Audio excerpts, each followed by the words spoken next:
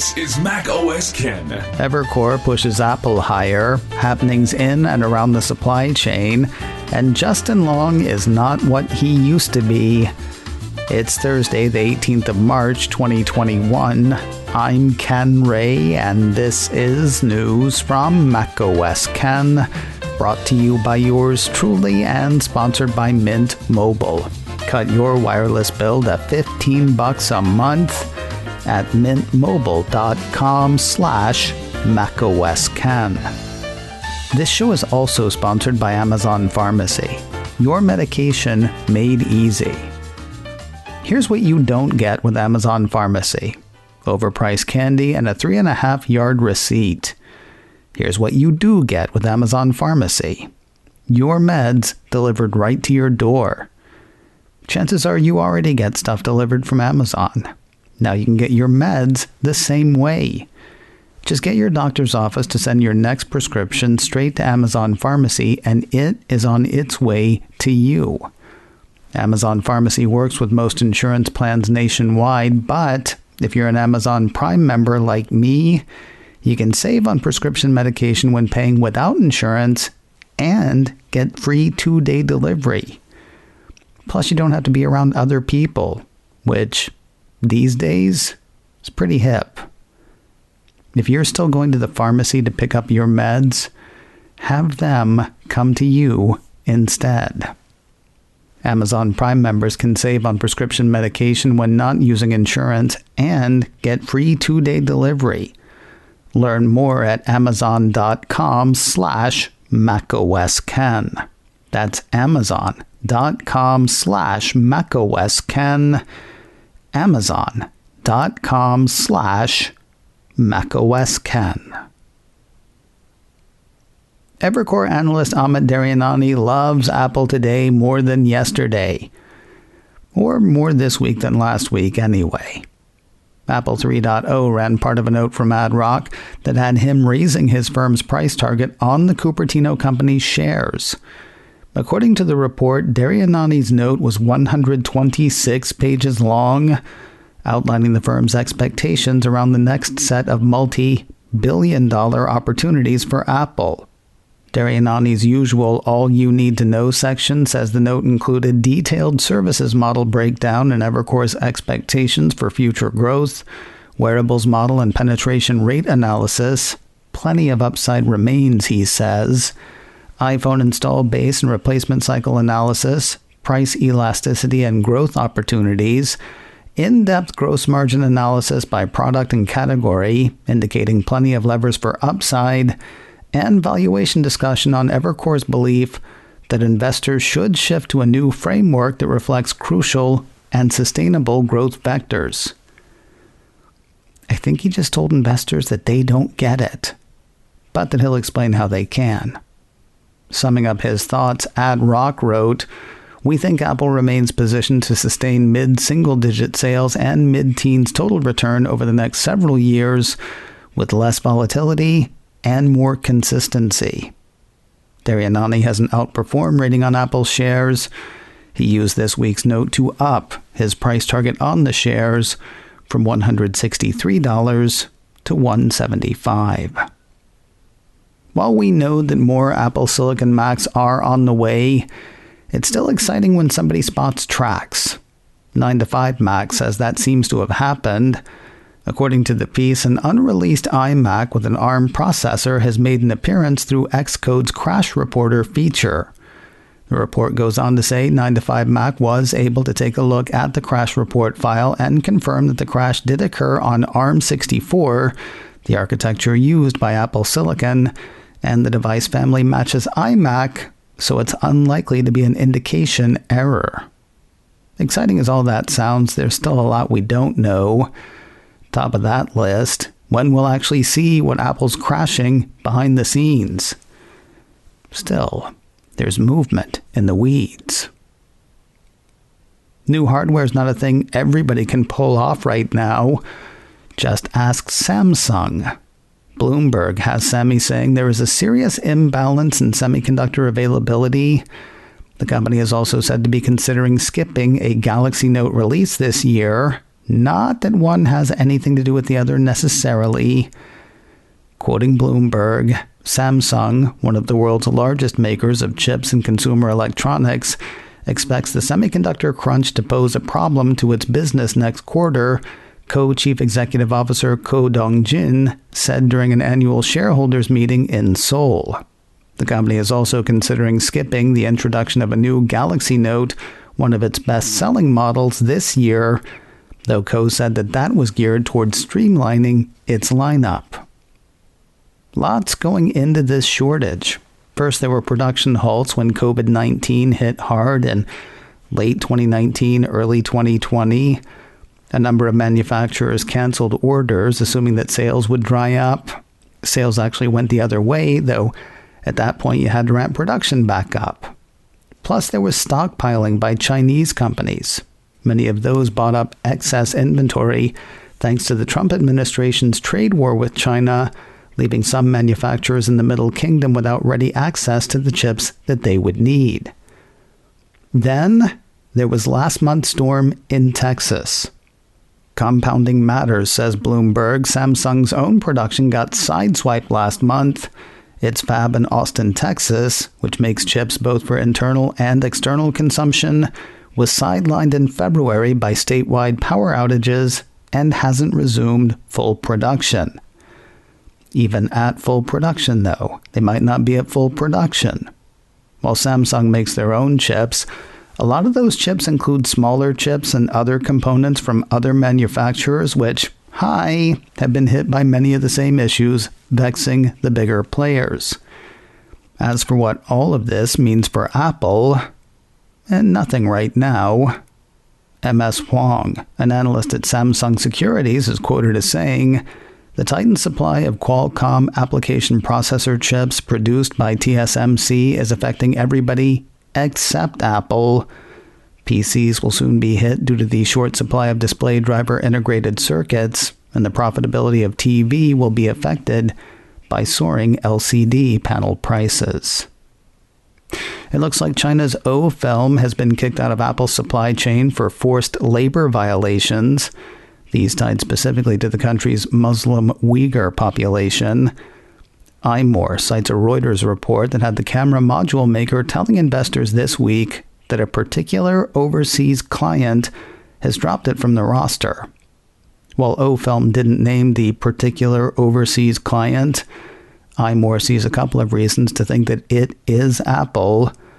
First, the amount of business the unnamed customer represented seems to match the amount of business Apple did with Ofilm. And second, Bloomberg says it was Apple. iMore quotes that source saying Apple has severed ties with Chinese component supplier Ofilm Group over allegations it's involved in a government program that transfers ethnic minorities from Xinjiang to other parts of the country for work, a person familiar with the matter says. The iPhone maker is thought to have terminated its contracts with Ofilm over the concerns a few months ago, the person said, asking not to be identified, discussing a private matter. The break is thought to be tied to Ofilm's alleged use of forced labor. iMore says it was reported back in December that Ofilm was one of a number of companies in China identified by the U.S. Department of Commerce as being involved in human rights violations against the Uyghur people. China is said to have rounded up over 1 million Muslim Uyghur people and moved them into work camps across the country.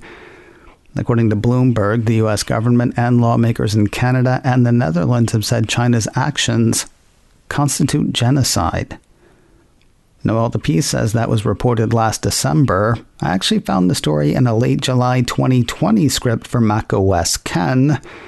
That story had the U.S. Department of Commerce putting 11 companies in China, including Ofilm, on its list of companies violating human rights. All 11 had apparently taken part in China's reported campaign against the Uyghur people. A day later, Apple was quoted as saying it had found no evidence of any forced labor on Apple production lines, though the company went on to say that it did plan to continue monitoring. An interesting story that could eventually end up in Apple's supply chain. Remember that Wisconsin factory that Foxconn sunk $10 billion into at the start of the Trump administration? Yes, CNET says it may start cranking out electric cars. Plans for the plant have never been clear, changing from building TV displays to servers since it was first announced in 2017. Now, Foxconn Chairman Liu Young-wei says the Mount Pleasant, Wisconsin plant is being considered for EV production. If that happens, an Apple car will not be the first off the line. CNET points out that Foxconn landed its first major partner last month in a new venture with Fisker. The startup car maker will work with Foxconn to build what it codenamed Project Pear, or Personal Electric Automotive Revolution. Foxconn is said to like the Wisconsin plant for its location close to the traditional U.S. auto base. That said, CNET says Liu said his company is also looking at a plant in Mexico to build electric vehicles, but he added neither location is a frontrunner just yet. More news in a moment, but first a word from Mint Mobile, cutting your wireless bill to as little as $15 a month. You know what's great about Mint Mobile? They say their secret sauce is that they're the first company to sell wireless service online only. They don't have to pay for stores or kiosks, which means you don't pay for stores or kiosks. That's how they keep your prices low. And that is great. Personally, I'm into their simplicity. The Mint Mobile app lets me know how much data I have left for the month and when that data will kick over. Now, simple is great, but it's got to be good, too. That's why Mint Mobile comes with a 7-day money-back guarantee. Really try it out. Make sure it works as well for you as it does for me. If you're not totally stoked, return it within 7 days for a full refund. To get your new wireless plan for just $15 a month and get the plan shipped to your door for free, go to mintmobile.com/macOSKen. That's MINT, mintmobile.com/macOSKen. Cut your wireless bill to $15 a month at mintmobile.com/macOSKen. Add another actor to the Masters of the Air. According to a piece from Deadline, Anthony Boyle is set to co-star opposite Austin Butler and Callum Turner in Apple Studios' Masters of the Air from Playtone and Amblin Television. Playtone is Tom Hanks' production company.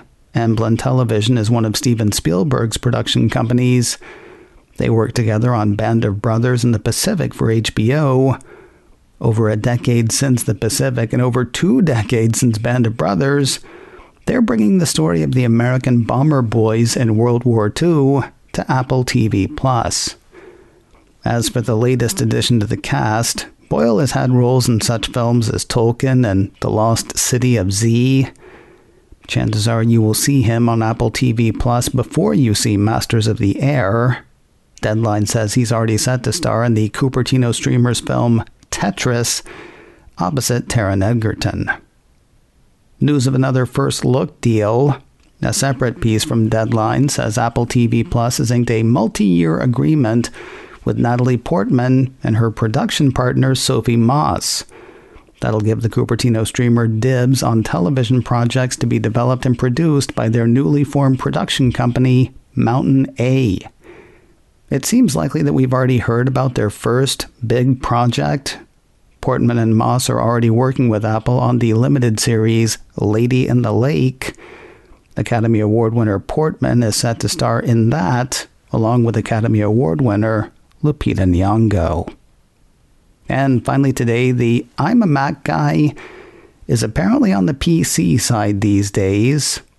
Engadget says Justin Long, the Mac to John Hodgman's PC in the long-running Get a Mac campaign, is now in ads for Intel.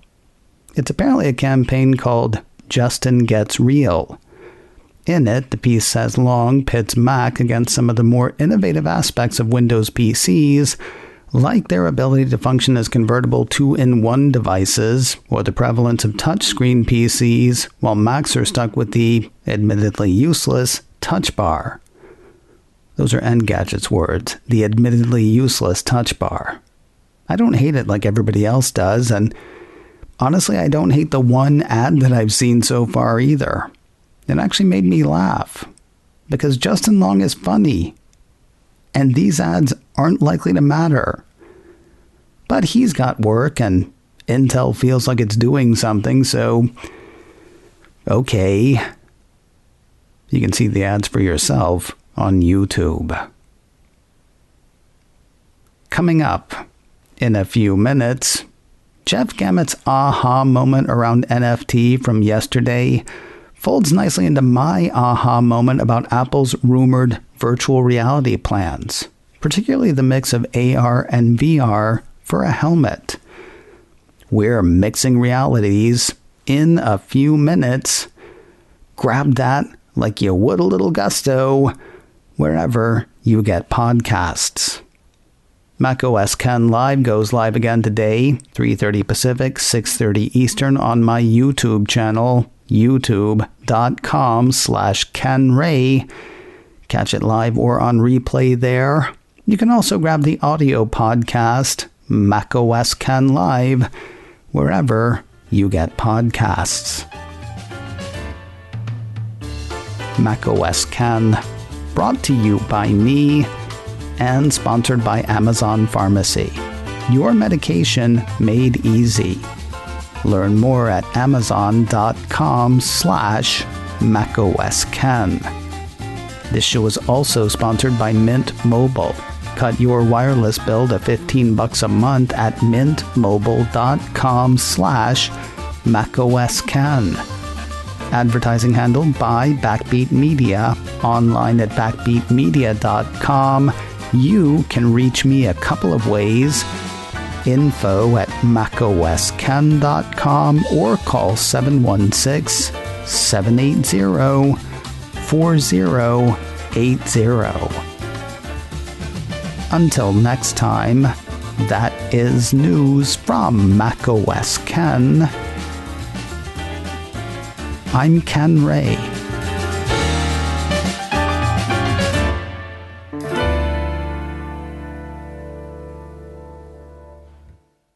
Ciao.